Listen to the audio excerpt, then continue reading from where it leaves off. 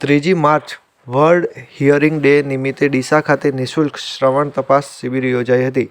ડીસાના academy of the paediatrics Banaskantha અને જીત કાન નાક ગળાની હોસ્પિટલ ડીસા દ્વારા જન્મજાત અથવા નાની વયના બાળકો માટે નિષ્ણાત રેડિયોલોજિસ્ટ દ્વારા મફત કીઈઓ સ્કેનિંગ પ્રોગ્રામ રાખવામાં આવ્યો હતો.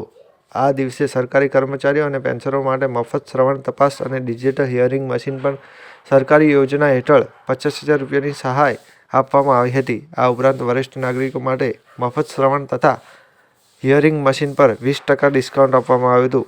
આ શિબિરનો ઉદ્દેશ્ય શ્રવણ સંબંધિત સમસ્યાઓને વિશે જાગૃતિ લાવવા અને ડૉક્ટર મનોજ અમીને જણાવ્યું હતું કે આજના યુગમાં ઘોંઘાટિયા ડીજે, મોબાઈલ ઇયરફોનના કારણે લોકોની શ્રવણ શક્તિ પર અસર થઈ રહી છે, જેના કારણે માણસમાં સ્વાભાવિક ચીડિયાપણું આવી જાય છે.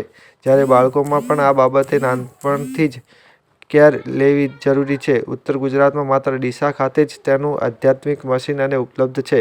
વર્લ્ડ હિયરિંગ ડે નિમિત્તે જન્મજાત અને નાના બાળકો માટે સ્કેનિંગ ટેસ્ટિંગ રાખવામાં આવ્યું હતું. બ્યુરો રિપોર્ટ, ભરત ઠક્કર, ડીસા.